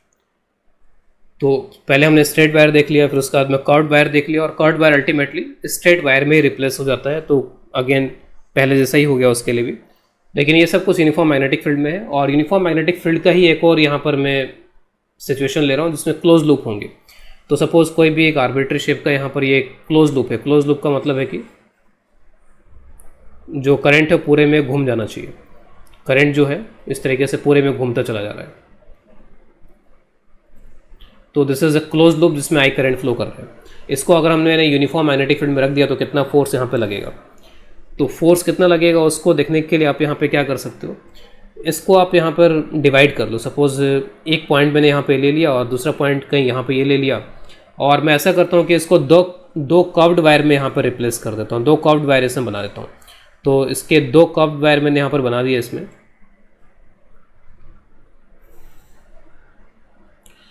अब सपोज़ अगर मेरे को ऊपर जो इतना पार्ट मिला है, इस ऊपर वाले पार्ट में अगर मेरे को फोर्स निकालना हो, तो ऊपर वाले पार्ट पे फोर्स निकालने के लिए आप क्या करोगे, इसको रिप्लेस कर दो। जस्ट मैं यहीं पे इसका रिप्लेसमेंट ड्रॉ कर देता हूँ। सपोज आप इसको रिप्लेस कर दो इस वायर से, और इसमें आप करंट फिर किधर दिखाओगे, इस डायरेक्शन में। ठीक है, आप करंट का भी सेंस देखते चले जाओ। करंट आप फिर कुछ इस तरीके से दिखाओगे। नीचे जो इतना वायर मिल रहा है उसको भी आप रिप्लेस कर दो, किससे, दोनों एंड पॉइंट्स को कनेक्ट करने वाले से। तो दोनों एंड पॉइंट्स को कनेक्ट करने वाले से नीचे वाले को भी आप रिप्लेस कर दो। तो इसका रिप्लेसमेंट वायर सब एक ही जगह पर है, लेकिन मैंने अलग अलग बस इसलिए दिखा दिया जिससे कोई कन्फ्यूजन क्रिएट नहीं हो यहाँ पर। इसमें करंट क्योंकि इस तरीके से आ रहा है यहाँ पर, तो आप करंट का डायरेक्शन ये दिखाओगे। तो एक तरीके से एक ही जगह पे ये 2 वायर आ गए, एक वायर में करंट इधर हो गया और दूसरे वायर में करंट इधर हो गया, दोनों एक ही लोकेशन पर हैं। ठीक है, इक्विवेलेंट सिचुएशन ये बनी। तो इस पर जितना फोर्स लगेगा, अगर उस पर F फोर्स लग रहा है तो करंट अपोजिट हो जाने की वजह से इस पर -F लगेगा। मैग्नेटिक फील्ड तो वही है, तो F और -F मिल करके यहाँ पे क्या हो जाएगा, 0। तो जो नेट फोर्स आएगा वो नेट फोर्स यहाँ पे क्लोज लूप पे क्या आ जाएगा, 0 के बराबर। या फिर आप सिंपली ये बोल सकते थे कि कोई भी कर्व्ड वायर हो, उस कर्व्ड वायर को मैं किससे रिप्लेस करना चाहूँगा, एक ऐसे स्ट्रेट वायर से जो दोनों एंड पॉइंट्स को कनेक्ट कर रहा हो। तो अगर मान लीजिए कुछ इस तरीके का अगर एक वायर है जो कि एक पूरे क्लोज लूप के फॉर्म में है, तो इसमें तो कोई एंड पॉइंट है ही नहीं। अगर मैं यहाँ से स्टार्ट करता हूँ तो मेरे लिए यही एंड पॉइंट हो गया, यही स्टार्टिंग पॉइंट हो गया और यही एंड पॉइंट हो गया। तो एल वेक्टर विल बी 0। तो एल वेक्टर ही सिंपली यहाँ पर क्या हो जाएगा, इसके लिए 0। देयर इज नो स्टार्ट और एंड पॉइंट, या फिर ऐसे कह लीजिए कि स्टार्ट और एंड पॉइंट आर सेम। ये दोनों पॉइंट्स जो हैं वो एक तरीके से यहाँ पर इसमें सेम हो जाएंगे, both the points are same. तो start points and end points are same, तो that will be a better language. तो same start and end points, तो एल वेक्टर फिर यहाँ पर उसके इसमें 0 हो जाएगा। तो फाइनली हम लोग यहाँ पे कंक्लूजन यहाँ पे ड्रॉ कर सकते हैं। We can draw a conclusion. क्या कंक्लूजन यहाँ पर है, force on a closed loop in uniform magnetic field, uniform magnetic field is always 0, चाहे वो फील्ड किसी भी डायरेक्शन में हो, कैसे भी हो। अभी तो हमने डायरेक्शन का तो कुछ देखा ही नहीं यहाँ पे कि मैग्नेटिक फील्ड किस डायरेक्शन में रहेगा। तो force on A close loop in uniform magnetic field is always 0। इसमें हमें सोचने की ज़रूरत नहीं है, लेकिन हमें ये जरूर देख लेना है कि यूनिफॉर्म है कि नहीं फील्ड। अगर यूनिफॉर्म नहीं हुआ, यूनिफॉर्म का मतलब मैग्नीट्यूड वाइज भी और डायरेक्शन वाइज भी। कई बार बस मैग्नीट्यूड तो कांस्टेंट होता है लेकिन डायरेक्शन वेरी कर रहा होता है, तो डायरेक्शन में कैसा वेरिएशन होगा तो फिर वो यूनिफॉर्म नहीं हुआ। तो हमें इन चीज़ों का थोड़ा खास तौर पे ध्यान रखना पड़ेगा कि यूनिफॉर्म होना चाहिए फील्ड, तभी हम ये अप्लाई कर सकते हैं। तो अब तक जो हमने देखा है उस पर कुछ एग्जाम्पल्स मैं यहाँ पे ले रहा हूँ। सपोज यहाँ पे एक स्क्वायर लूप दिया हुआ है, इसमें करंट आई फ्लो कर रहा है और इस स्क्वायर लूप की जो लेंथ है वो एल के बराबर है। We have to find force on each side, हर एक साइड पे फोर्स कैलकुलेट करना है, एंड नेट फोर्स, और उसके साथ साथ इस पूरे स्क्वायर लूप पे जो नेट फोर्स लगेगा वो इफ़ मैग्नेटिक फील्ड। तो 2 केसेस यहाँ पे दिए हुए, मैग्नेटिक फील्ड एक बार तो बी इनवर्ड्स है और एक बार magnetic field B towards right है। तो फर्स्ट केस यहाँ पे लेते हैं। फर्स्ट केस में फोर्सेज में यहाँ पर हर एक वायर पे फोर्सेज यहाँ पे दिखा देता हूँ कि किस तरीके से फोर्सेज लगेंगे। तो for the first case forces किस तरीके से लग रहे हैं वो देखते हैं। तो ये करंट के डायरेक्शन से हर एक पॉइंट पे। तो जैसे मान लीजिए सबसे ऊपर वाले वायर को अगर मैं लूँ, इस वायर को अगर मैं लेता हूँ यहाँ पे, तो आपका जो एल वेक्टर है, क्योंकि ये जो वायर है, जैसे वायर अगर पी क्यू की बात अगर मैं करता हूँ तो पी क्यू एक स्ट्रेट वायर है, और किसी भी स्ट्रेट वायर पे जो फोर्स लगेगा उसके लिए फॉर्मूला हम डायरेक्टली क्या यूज़ कर सकते हैं, I L cross B. Magnetic field वगैरह यूनिफॉर्म है यहाँ पर इसमें, तो एल का मैग्नीट्यूड तो एल के बराबर ही हो जाएगा, और एल वेक्टर जो है टुवर्ड्स राइट है और बी वेक्टर इनवर्ड्स है, तो एल और बी के बीच में एंगल 90 डिग्री हो गया। और क्रॉस करने से जो डायरेक्शन यहाँ पर बनेगा आप देख सकते हो वो डायरेक्शन अपवर्ड्स बनेगा। तो फोर्स का जो डायरेक्शन यहाँ बन रहा है that direction is in the upward direction. Directions के लिए आपको जो रूल अच्छा लगता हो उस रूल को आप अप्लाई कर लो, right hand thumb rule, palm rule या i cap cross j cap, जैसे भी करके आप करना चाहो। एल जो है वो एक तरीके से आई कैप में है और बी क्योंकि इनवर्ड्स है तो इनवर्ड में आप जो डायरेक्शन लेना चाहो वाई एक्सेस वगैरह जो भी ले सकते हो वो ले लो, उसके अकॉर्डिंग आप यहाँ पे डायरेक्शंस देख सकते हो। फिर उसके बाद अगर आप यहाँ पे इसमें डायरेक्शन देखोगे तो एल वेक्टर यहाँ पे नीचे की तरफ है, तो एल वेक्टर नीचे की तरफ है और बी वेक्टर बाहर की तरफ है। तो एल वेक्टर कुछ इस तरीके से, बी वेक्टर अंदर की तरफ है, बाहर की तरफ नहीं है, अंदर की तरफ है बी वेक्टर। तो एल क्रॉस बी आप करोगे तो टुवर्ड्स राइट आ जाएगा, तो टुवर्ड्स राइट यहाँ पे फोर्स लगेगा इस पर। अच्छा, ऊपर फोर्स कितना लगेगा, तो एल और बी के बीच में एंगल 90 डिग्री है तो आई एल बी हो जाएगा सिंपली। यहाँ पर भी आई एल बी हो जाएगा। इस तरीके से आप यहाँ देखोगे तो इसमें करंट रिवर्स कर गया, तो इस पर फोर्स लगा था अपवर्ड्स, इस पर फोर्स लग जाएगा डाउनवर्ड। अगेन फोर्स वही होगा आई एल बी के बराबर। और इस वायर पे भी आप देखोगे तो इस तरीके से फोर्स लगेगा, force is I L B. तो हर एक वायर पे क्या फोर्स लगेगा वो मैंने रिप्रेजेंट कर दिया यहाँ पे। और जो नेट फोर्स है वो नेट फोर्स फिर यहाँ पे मेरे को जीरो दिख रहा है इसमें कि net force is zero, cancellation दिख रहा है मेरे को यहाँ पे। और इसके साथ साथ मेरे को ये भी दिख जाना चाहिए था इसमें कि नेट फोर्स तो जीरो ही आएगा, क्योंकि this is a close loop, पूरा लूप घूम रहा है यहाँ पर, इसमें करंट घूमता हुआ है। किसी भी आप पॉइंट पे स्टार्ट करो उसी करंट को यूज़ करते हुए आप वहीं पे वापस पहुँच जाओगे। तो this is a close loop, और क्लोज लूप है तो और मैग्नेटिक फील्ड यूनिफॉर्म भी है तो नेट फोर्स जीरो आना चाहिए था। तो क्लोज लूप से भी हम बोल सकते हैं कि जो नेट फोर्स है वो नेट फोर्स तो जीरो ही आएगा। ठीक है, इसके बाद जो अगला इसका पार्ट है इसमें बी का डायरेक्शन चेंज कर दिया गया है। तो बी का डायरेक्शन चेंज करने के बाद में जो फोर्सेस हैं वो फोर्सेस यहाँ पे दिखा देते हैं। तो इनके नाम पी क्यू आर एस कुछ इस तरीके से थे। अगर आप पी क्यू के लिए देखोगे तो पी क्यू में यहाँ पर क्या हो रहा है कि करंट का डायरेक्शन टुवर्ड्स राइट, तो एल वेक्टर का डायरेक्शन टुवर्ड्स राइट हो जाएगा और बी भी इस डायरेक्शन में है तो एल और बी जो है पैरेलल हो जाएंगे और इनका जो क्रॉस प्रोडक्ट है फिर एल क्रॉस बी फिर यहाँ पे जीरो हो जाएगा। यही चीज़ आर एस के लिए भी हो जाएगी। तो आर एस में भी यहाँ पर क्या हो जाएगा, फोर्स जीरो आ जाएगा। तो पी क्यू और आर एस में तो कोई फोर्स लगेगा ही नहीं। इसके बाद में पी एस और क्यू आर इन पे लगेगा फोर्स। तो पी एस को अगर मैं देखूँ तो मैग्नेटिक फील्ड का ये डायरेक्शन है और जो आपका एल वेक्टर है एल वेक्टर का ये डायरेक्शन है। तो एल क्रॉस बी आप करोगे तो इस तरीके से घूमना पड़ेगा, तो डायरेक्शन कैसा आएगा, इनवर्ड। तो इस पी एस पे जो फोर्स लगेगा वो फोर्स यहाँ पे इस तरीके से इनवर्ड लगेगा। अभी भी एल और बी तो परपेंडिकुलर ही है इसके लिए, तो फोर्स का आंसर आई एल बी हो जाएगा। वही अगर आप इसके लिए करोगे यहाँ पे तो इसके लिए क्यू आर के लिए सिचुएशन क्या बन रही है कि बी इस डायरेक्शन में है और ये इस डायरेक्शन में है। तो इसके लिए अगर आप देखोगे तो आपको ऐसे घूमना पड़ेगा और फोर्स का डायरेक्शन बाहर की तरफ आएगा, तो force will be in the outward direction. तो फोर्स आउटवर्ड डायरेक्शन में लगेगा, प्लेन के परपेंडिकुलर आउटवर्ड डायरेक्शन में, और ये अगेन आई एल बी के बराबर होगा। जहाँ तक नेट फोर्स की बात हो रही है तो नेट फोर्स यहाँ पर भी जीरो होगा और बिना किसी कैलकुलेशन के मैं बोल सकता हूँ कि नेट फोर्स तो जीरो आएगा ही आएगा, क्योंकि यूनिफॉर्म मैग्नेटिक फील्ड है और उसके साथ साथ यहाँ पर ये क्लोज लूप है। तो close loop, uniform magnetic field, ये कॉम्बिनेशन जहाँ भी देखें net force will B zero. वैसे पूछा नहीं गया लेकिन मैं लगे हाथ यहाँ पर टॉर्क की बात कर लेता हूँ कि यहाँ पर टॉर्क वगैरह कुछ लग रहा है कि नहीं लग रहा है। टॉर्क के लिए हमें थोड़ा फोर्स का पॉइंट ऑफ एप्लीकेशन और ये सब भी थोड़ा सा दिखना चाहिए, और किसके बहुत टॉर्क ले रहे हैं वो सब की बात हो सकती है फिर यहाँ पर इसमें। तो टॉर्क की अगर मैं बात करूँ फर्स्ट केस के लिए, तो फर्स्ट केस में आप देखो जैसे यहाँ पे फोर्स तो हर एक पॉइंट पे लगेगा, मैंने दिखाया उसको एक ही पॉइंट पर है, लेकिन फोर्स यहाँ पर भी छोटे से हिस्से पे लगेगा, इस छोटे से हिस्से पे लगेगा, यहाँ लगेगा, यहाँ लगेगा।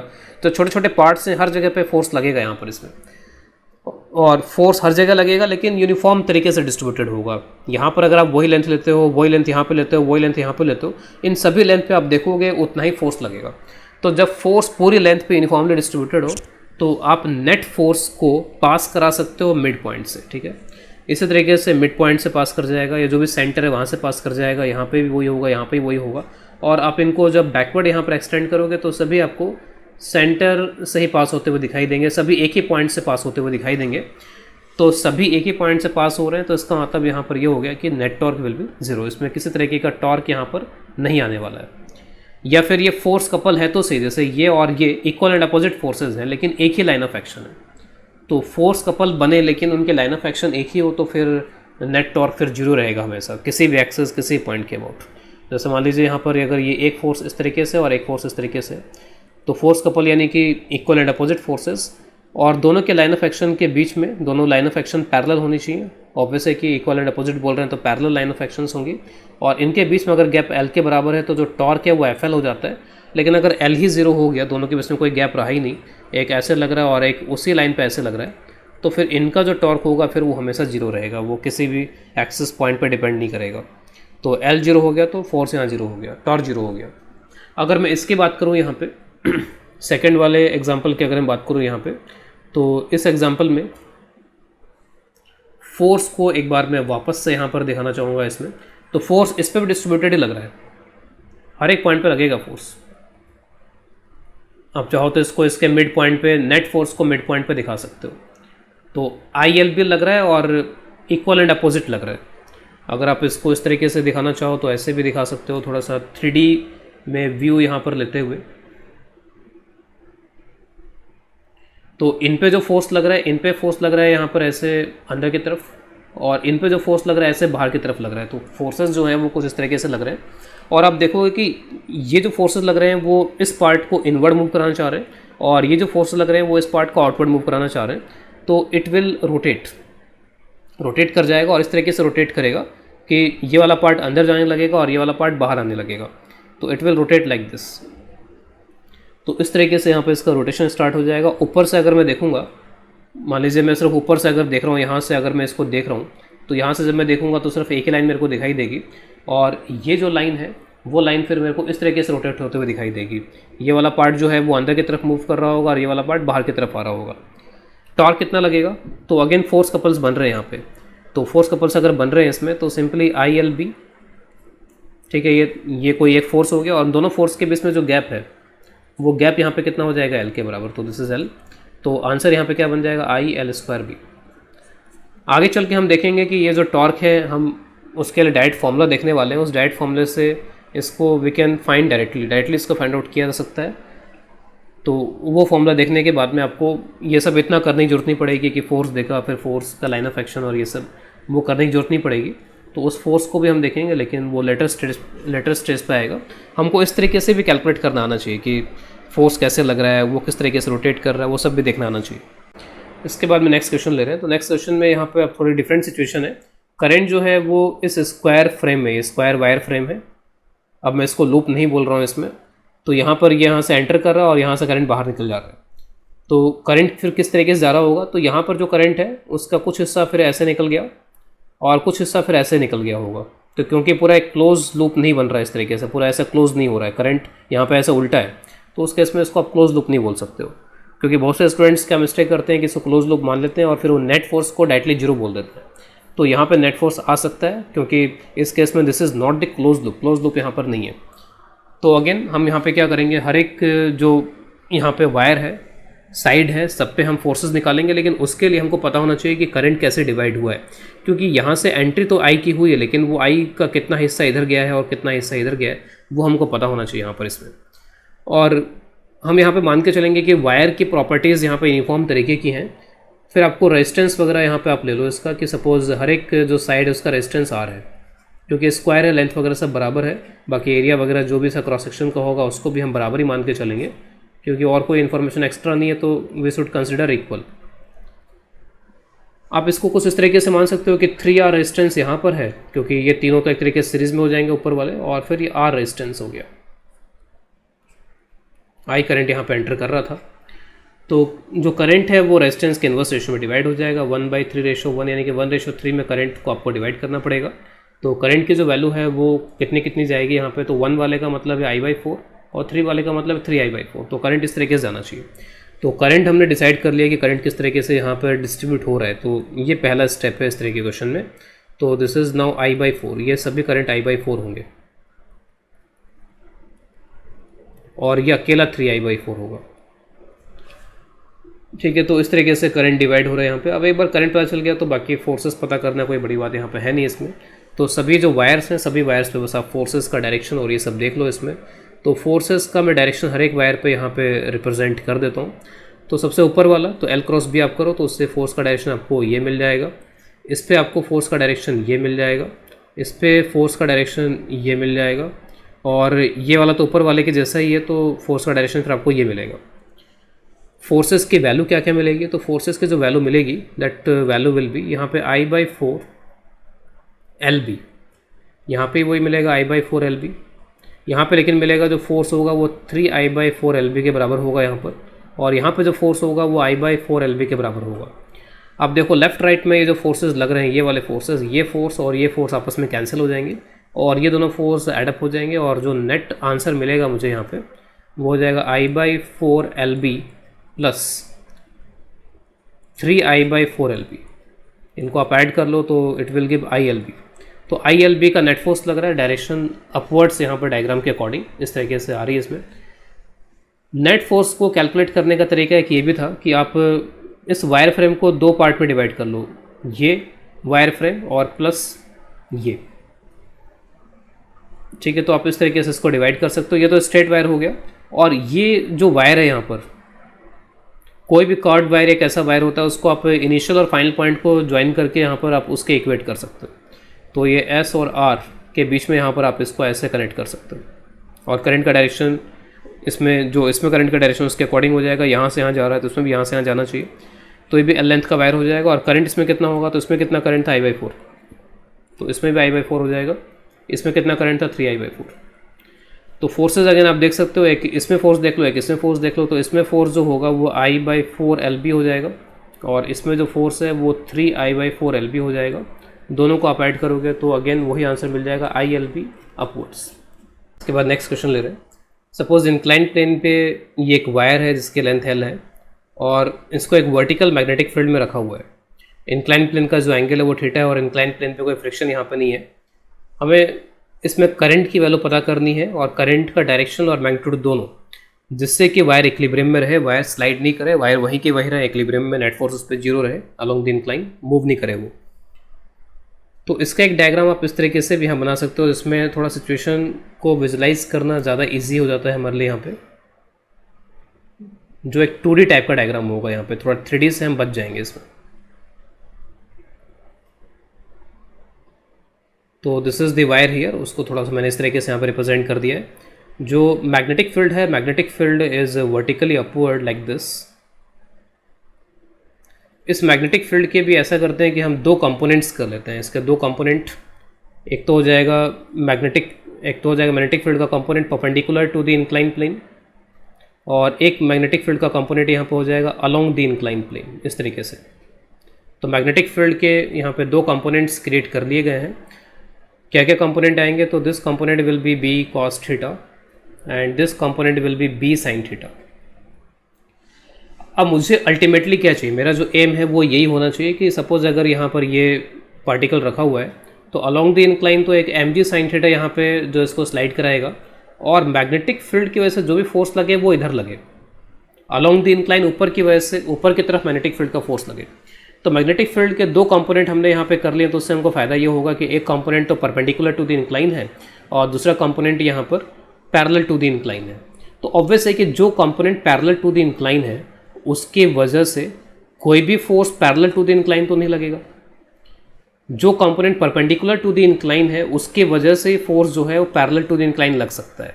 तो फोर्स के लिए हमें B cos थीटा वाले कंपोनेंट को यहाँ पे ध्यान से देखना पड़ेगा कि B cos थीटा यहाँ पर यही वो कंपोनेंट है जो कि अलोंग द इंक्लाइन फोर्स लगवा सकता है यहाँ पे मैग्नेटिक फील्ड का।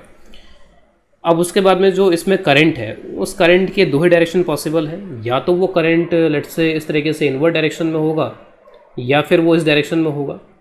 अगर मैं इस डायग्राम में बात करूं तो इनवर्ड का मतलब यहाँ पर क्रॉस हो जाएगा, और इस तरीके से आउटवर्ड का डायरेक्शन यहाँ पे ऐसा डॉट हो जाएगा। तो हम किसी भी एक डायरेक्शन को लेकर के आगे चल सकते हैं, और जिस डायरेक्शन को लेने से फोर्स अप द इंक्लाइन लगे वह डायरेक्शन हमको लेना चाहिए। सपोज हमने क्रॉस लिया और फोर्स जो है वो डाउन द इंक्लाइन आ गया, तो फिर ऑब्वियस सी बात है कि यहाँ पर इस तरीके का सिस्टम होना चाहिए जिसमें कि force out of the plane, जिसमें कि यहाँ पे current out of the plane हो। तो किसी भी एक केस को लेंगे, अगर वो नहीं हुआ तो उसका उल्टा होना चाहिए, सिंपल सी बात है यहाँ पर। तो अगर मैं यहाँ पर क्रॉस लेके चलूँ, सपोज अगर मैंने यहाँ पर क्रॉस लिया, तो क्रॉस लेने से ये डीएल वेक्टर फिर इनवर्ड हो जाएगा, तो DL vector will be in the inward direction. तो डीएल वेक्टर फिर इनवर्ड डायरेक्शन में होगा, मैग्नेटिक फील्ड ऊपर की तरफ होगा, तो आप यहाँ पर डायरेक्शन देख सकते हो कि डाउन द इंक्लाइन आ जाएगा फिर वो। तो इसका मतलब है कि ये इस तरीके का होना चाहिए जिससे कि यानी ये वाला यहाँ पर होना चाहिए, इस तरीके से लगना चाहिए, यहाँ पर करंट ऐसा होना चाहिए इस डायरेक्शन में। अब एक बार करंट का डायरेक्शन डिसाइड हो गया तो बस उसके बाद में ज़्यादा कुछ नहीं है। जो मैग्नेटिक फोर्स यहाँ पर हम जिसकी बात कर रहे हैं वो यहाँ पे क्या हो जाएगा, करंट, लेंथ इज एल, और बी की जगह पे आप यहाँ पे क्या रख दोगे, बी कॉस थीटा। तो बी की वजह से, बी कॉस थीटा की वजह से जो फोर्स लगेगा वो फोर्स यहाँ पर फिर कुछ इस तरीके से इसमें लग रहा होगा यहाँ पे, that force will be like this, और ये फोर्स यहाँ पे कितना हो जाएगा, I L B cos theta. अगर हम ये देखना चाहें कि बी साइन थीटा की वजह से फोर्स कैसे लग रहा है, तो बी साइन थीटा, करंट यहाँ पर कुछ बाहर की तरफ आ रही है, इसमें करंट बाहर की तरफ, करंट इस तरीके से बाहर की तरफ, और ये बी साइन थीटा ये कंपोनेंट है जो कि अलोंग द इंक्लाइन है। तो आप डी एल क्रॉस बी करके देख लो, यहाँ पे डी एल क्रॉस बी करोगे तो क्योंकि ये अलोंग द इंक्लाइन है तो इसके वजह से force perpendicular to the incline आएगा। तो फोर्स जो होगा वो लेंथ और मैग्नेटिक फील्ड दोनों परपेंडिकुलर होता है। तो this will be I L B sine theta. तो ये वाला फोर्स होगा जो कि नॉर्मल डायरेक्शन को और इंक्रीज करेगा यहाँ पर। तो अल्टीमेटली हमें इससे मतलब है कि I L B cos theta ये वाला जो फोर्स है वो एम जी साइन थीटा को बैलेंस करना चाहिए। तो एम जी साइन थीटा को बैलेंस करवा देते हैं और उससे हम करंट का मैग्नीट्यूड निकाल लेते हैं। तो करंट का जो मैग्नीट्यूड बनेगा वो हो जाएगा M G divide by B L, और sine theta by cos theta will become tan theta. तो ये तो हो गया मैग्नीट्यूड इसका, और जो डायरेक्शन है वो डायरेक्शन ये वाला डायरेक्शन होगा जो मैंने यहाँ पर टिक कर रखा है। दिस इज रॉन्ग, सॉरी ये तो इनवर्ड हो गया यहाँ पे, ये डायरेक्शन जो बाहर की तरफ आ रहा है वो डायरेक्शन, तो ये वाला डायरेक्शन होगा जो यहाँ पे मैंने टिक कर रखा है इसमें। नेक्स्ट क्वेश्चन, तो this is a question taken from solved examples of S C Verma. It shows two long metal rails placed horizontally and parallel to each other. तो किसी भी क्वेश्चन में इस तरह के जो क्वेश्चंस होते हैं उसमें हमें जरूर ये पढ़ लेना चाहिए कि जो डायग्राम है वो किस प्लेन में है। तो ये हॉरिजॉन्टल प्लेन में डायग्राम बना हुआ है। A uniform magnetic field B exist in the vertical downward direction. Wire of mass m can slide on the rails. The rails are connected to a constant current source. तो ये एक ऐसा source है जो कि कांस्टेंट करंट सप्लाई करता रहेगा। The friction coefficient between the rails and the wire is mu. What should be the minimum value of mu which can prevent the wire from sliding on the rails. तो horizontal plane में ये जो दो rails हैं वो दो rails कुछ इस तरीके से यहाँ पर रहे होंगे, सॉरी, तो हॉरिजॉन्टल प्लेन में कुछ इस तरीके से हैं और इस पे जो वायर है वो वायर यहाँ पर स्लाइड कर रहा है। Magnetic field is something like this, कुछ इस तरीके से है। ये इसका कुछ 3 डायमेंशनल व्यू टाइप पे यहाँ पे हो जाएगा। तो वैसे क्वेश्चन सॉल्व करने में हमें इससे कोई ज़्यादा खास मतलब है नहीं। Current is flowing like this. तो जब करंट यहाँ पे ऐसे फ्लो करेगा तो मैग्नेटिक फील्ड की वजह से आप देख सकते हो आई एल क्रॉस बी से जो इस पर फोर्स लगेगा, मैग्नेटिक फोर्स, उस मैग्नेटिक फोर्स का डायरेक्शन यहाँ पर ये बनने वाला है। This is the magnetic force on this wire. कितना होगा यहाँ पर ये मैग्नेटिक फोर्स, तो लेंथ वगैरह यहाँ पे एल दे रखी है, तो आई एल बी इसके बराबर यहाँ पर ये आएगा और ये इसको स्लाइड करवाने की कोशिश करेगा ऑन दिस रेल। जिस तरीके से रेल की पटरी होती है, रेल्स उस तरीके की दो रेल्स हैं। मेटेलिक कॉन्टैक्ट बना रहेगा, करंट यहाँ पे इस तरीके से फ्लो होता रहेगा, तो उसके लिए यहाँ पे रेल्स बनी हुई है। उन रेल्स पे ये चलता चला जाएगा करंट होने की वजह से, मैग्नेटिक फील्ड होने की वजह से। तो ये यहाँ पे जब चलने की कोशिश करेगा तो फिर फ्रिक्शनल फोर्सेस यहाँ पर ऑपरेट होना स्टार्ट हो जाएंगे। यहाँ पे दो कॉन्टैक्ट्स हैं, तो एक इस कॉन्टैक्ट पे फ्रिक्शन फोर्स आएगा और एक इस कॉन्टैक्ट पे यहाँ पे फ्रिक्शन फोर्स आएगा और नॉर्मल रिएक्शन आएगा बाहर की तरफ। जिस डायग्राम में हम देख रहे हैं हमारी तरफ नॉर्मल रिएक्शन आएगा। Normal reaction will be like this. यहाँ से एक नॉर्मल रिएक्शन आएगा, यहाँ से एक नॉर्मल रिएक्शन आएगा। आप N1 N2 टाइप का यहाँ पर बोल सकते हो। सिचुएशन कंप्लीटली सिमेट्रिक है तो बराबर ही होंगे यहाँ पर ये भी। तो जो टोटल मिलाकर के जो नॉर्मल रिएक्शंस हैं वो mg के बराबर ही हो जाएंगे। तो मैं इसको अब अलग अलग ना लिख करके टोटल नॉर्मल रिएक्शन लिख देता हूँ mg। उससे जो टोटल फ्रिक्शनल फोर्स है वो यहाँ पर जो मैक्सिमम फ्रिक्शनल फोर्स है बल्कि म्यू इंटू एन, यानी कि म्यू mg के बराबर लगेगा मैक्सिमम फ्रिक्शनल फोर्स। तो ये जो मैक्सिमम फ्रिक्शनल फोर्स होना चाहिए वो इस स्लाइडिंग फोर्स से बड़ा होना चाहिए, तभी ऐसा रुक पाएगा यहाँ पर ये। तो mu mg should be greater than और equal to this I L B. इससे म्यू की मिनिमम वैल्यू आपको मिल जाएगी I L B by M G. ठीक है, mu minimum will be I L B divide by M G. This is the value of mu minimum. अब second part में कह रहा है कि describe the motion of the wire the value of mu is half the value found in the previous part. तो previous part में जो mu की वैल्यू मिली अगर उससे हाफ हो, तो अगर हाफ हो तो जो म्यू की इतनी मिनिमम वैल्यू है वो ILB के बराबर फोर्स जनरेट कर रहा है। अगर मैं म्यू को म्यू मिनिमम बाई 2 कर दूंगा तो फ्रिक्शनल फोर्स या फ्रिक्शनल फोर्स की जो मैक्सिमम वैल्यू है वो सिंपली ILB बाई 2 हो जाएगी फिर। तो सेकंड केस में इस वायर पे एक ILB तो फोर्स लगेगा। जो फ्रिक्शनल फोर्सेस यहाँ पर ये दो साइड से मिला करके लग रहे हैं यहाँ पे फ्रिक्शनल फोर्स, ये फ्रिक्शनल फोर्स टोटल मिला के कितना हो जाएगा ILB बाई 2। तो उससे ये जो वायर है वो वायर यहाँ पर एक्सेलरेट करने लगेगा। नेट फोर्स इस वायर पे हो जाएगा ILB बाई 2, और अगर मैं इसका एक्सेलरेशन निकालूँ तो एक्सेलरेशन हो जाएगा ILB by 2m towards right. तो टूवर्ड्स राइट यहाँ पर ये एक्सेलरेट करेगा अगर म्यू जो है वो म्यू मिनिमम बाई 2 है। इसके बाद नेक्स्ट क्वेश्चन ले रहे हैं। तो नेक्स्ट क्वेश्चन में एक सेमी सर्कुलर वायर दिया है। तो पहला केस में ले रहा हूँ यहाँ पे कर्व सरफेस वाला, कर्व्ड वायर वाला।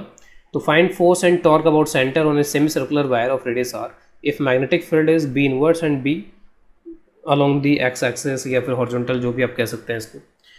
तो यहाँ पर B फर्स्ट केस में यहाँ पे ले रहा हूँ इनवर्ट डायरेक्शन। तो अगर मैं सिर्फ फोर्स की अगर मैं बात करूँ यहाँ पे, तो फोर्स के लिए हमको पता है कि आप इसको रिप्लेस कर सकते हो विद स्ट्रेट वायर।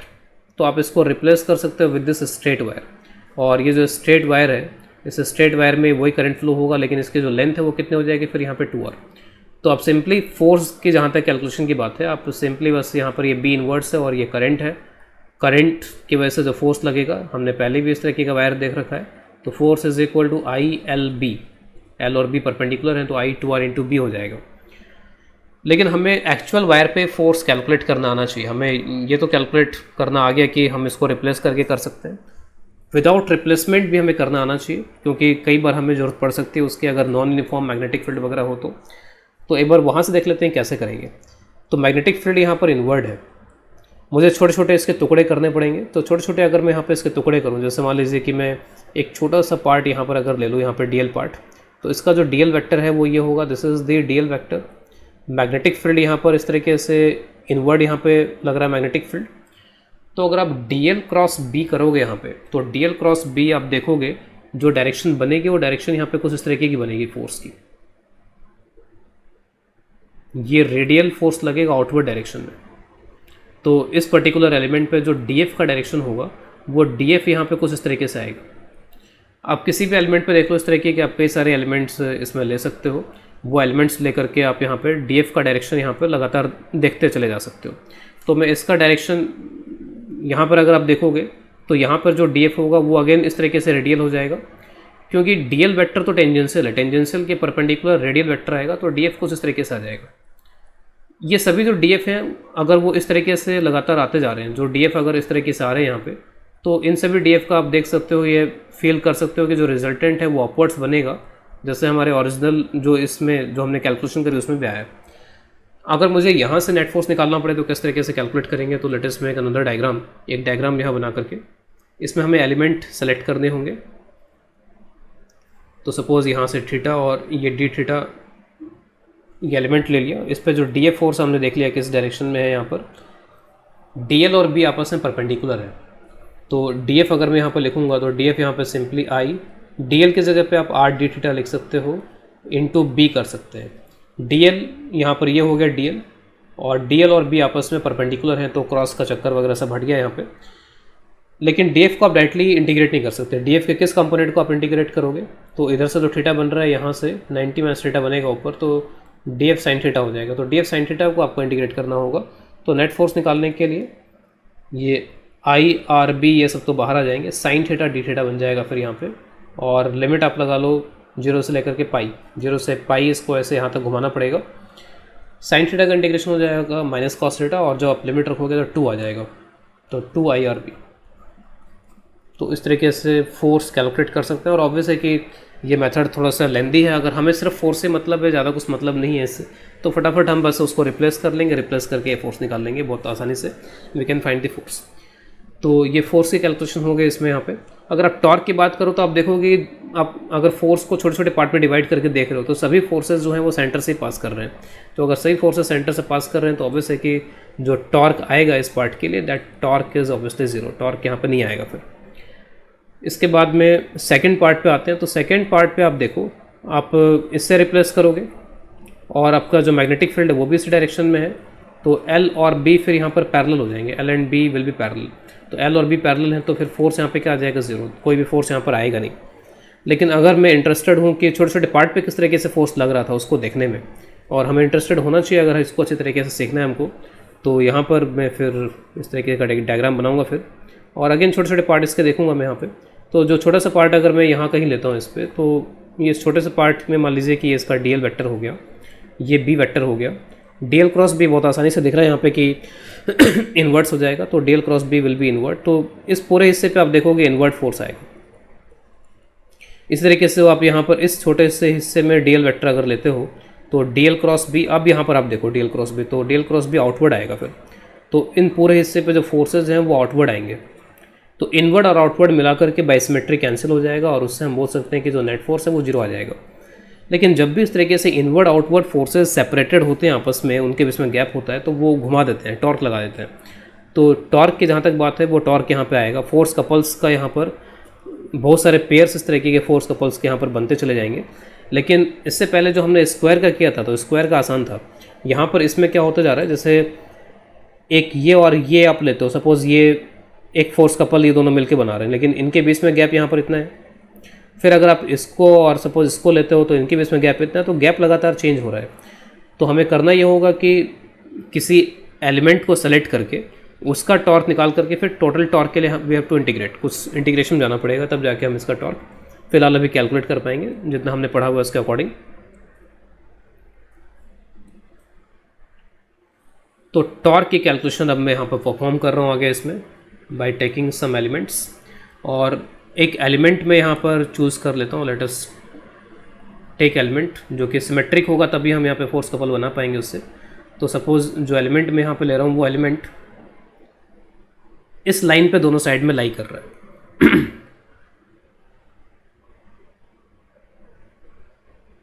ठीक है, तो वही थीटा डी थीटा करते हुए हमने यहाँ पे एलिमेंट ले लिया, और एग्जैक्टली वैसे ही एलिमेंट हमने इधर की तरफ ले लिया, क्योंकि हमें फोर्स कपल यहाँ पे ढूंढने हैं तो पेयर में होने चाहिए फिर यहाँ पे, तभी ये मिल पाएंगे हमको इसमें।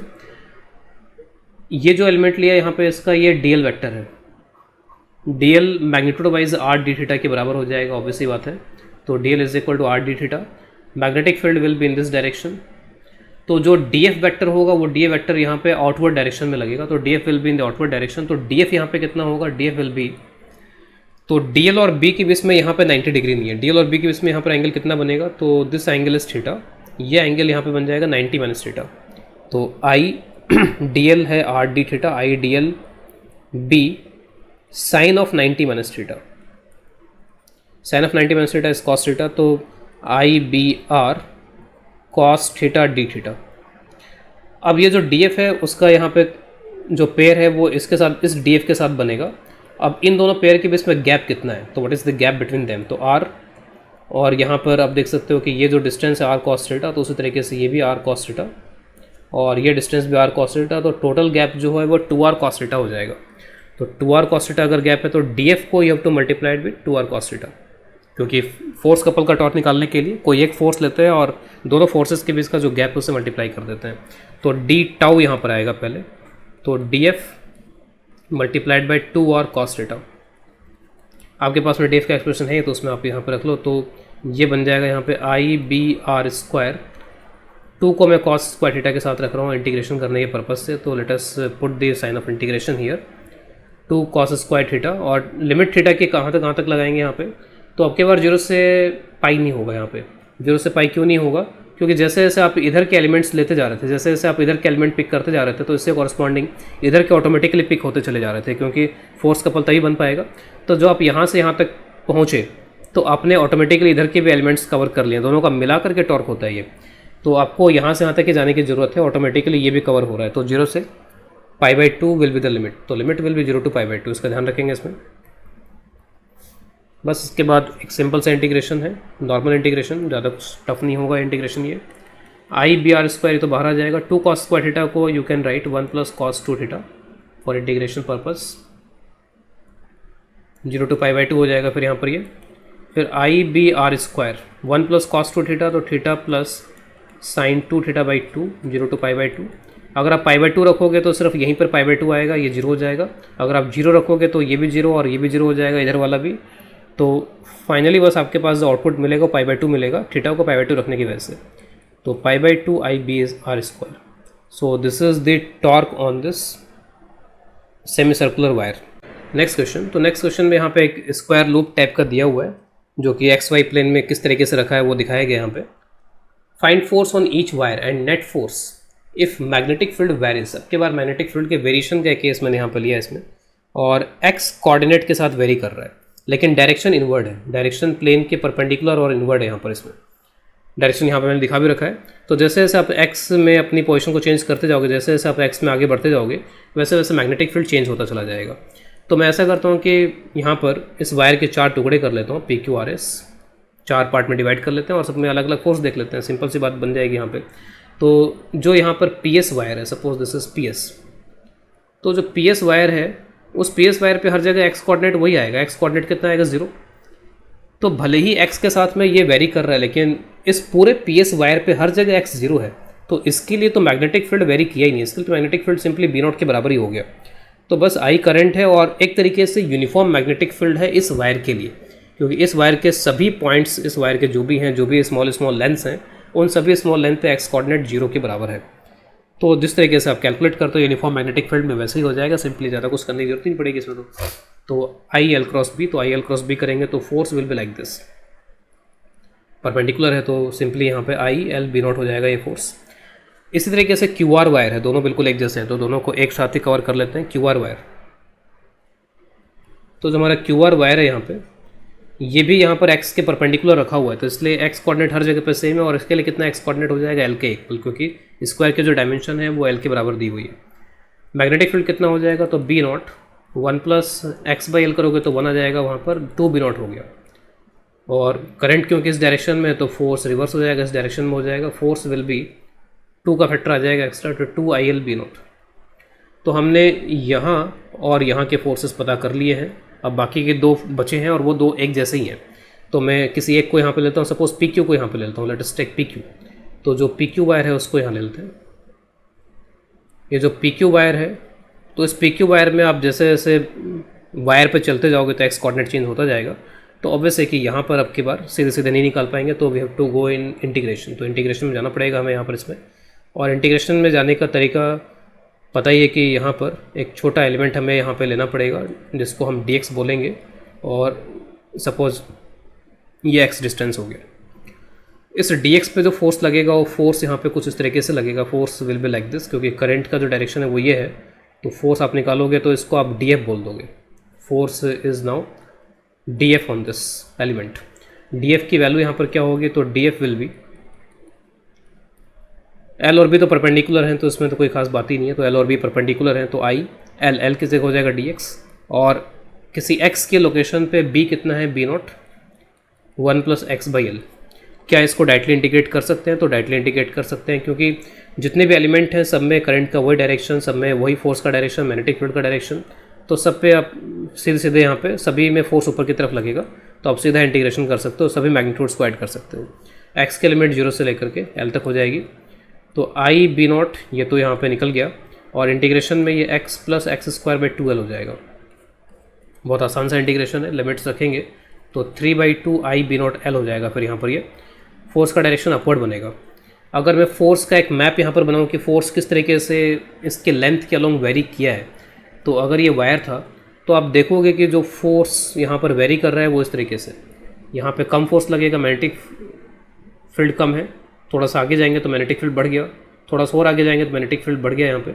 तो जैसे जैसे आप आगे मूव करते जाओगे मैग्नेटिक फील्ड यहाँ पे लगातार जो है वो बढ़ता जा रहा है, तो फोर्स भी यहाँ पे लगातार इंक्रीज करता चला जाएगा। और अगर हमें टॉर्क वगैरह लेना होता तो फिर इंटीग्रेट करके टॉर्क वी कैन फाइंड। यहाँ पे आप डायरेक्टली मिड पॉइंट पे फोर्स को रिप्लेस नहीं कर सकते थे, यहाँ पे फोर्स जो है वो लगातार यहाँ पे इंक्रीजिंग फॉर्मेट में है। अब यही फोर्स जो है पी क्यू पे लग रहा है अपवर्ड डायरेक्शन में, तो on P Q this force is in upward direction 3/2 I B naught L. ये एक तरीके से कितना है यहाँ पर I B naught into L, ये कितना है 2 I B naught into L. एक तरीके से आप देख सकते हो एवरेज टाइप का दिख रहा है मेरे को, यहाँ पे 1 है फैक्टर, यहाँ पे 2 फैक्टर, और 1 और 2 के बेस में 3/2 आता है। यहाँ पे वही फोर्स नीचे आ जाएगा। तो सभी पे फोर्सेस मैंने लिख दिए हैं, लेकिन नेट फोर्स में तो बस यहाँ पर ये और यही काउंट हो पा रहे हैं। ये तो ऊपर नीचे वाले फोर्सेस तो आपस में कैंसिल हो गए, लेफ्ट राइट में हो पा रहा है। तो अगर मैं नेट फोर्स का आंसर लिखूंगा तो राइट में ज़्यादा फोर्स लग रहा है, तो 2I B0 into L minus I B0 into L. तो जो नेट फोर्स है वो I B0 इंटू एल के बराबर है टुवर्ड्स राइट। अगर इस क्वेश्चन में मुझसे हर एक साइड का फोर्स नहीं पूछा जाता और सिर्फ नेट फोर्स पूछा जाता तो मुझे PQ और RS पे फोर्स निकालने की ज़रूरत नहीं थी, मुझे इंटीग्रेशन करने की ज़रूरत नहीं थी। बस मैं इतना देखता है कि PQ पे उतना ही फोर्स लगना चाहिए और RS पे भी उतना ही फोर्स लगना चाहिए, लेकिन अपोजिट डायरेक्शन में। तो अगर मैं ये विजुलाइज कर लेता हूँ तो मुझे ये कैलकुलेशन नहीं करनी पड़ेगी अगर मुझे सिर्फ टोटल या नेट फोर्स से मतलब है। अगर मुझे यहाँ पर इंडिविजुअल फोर्स से मतलब नहीं है तो मैं अपने कैलकुलेशन का ये पार्ट यहाँ पर बचा सकता हूँ।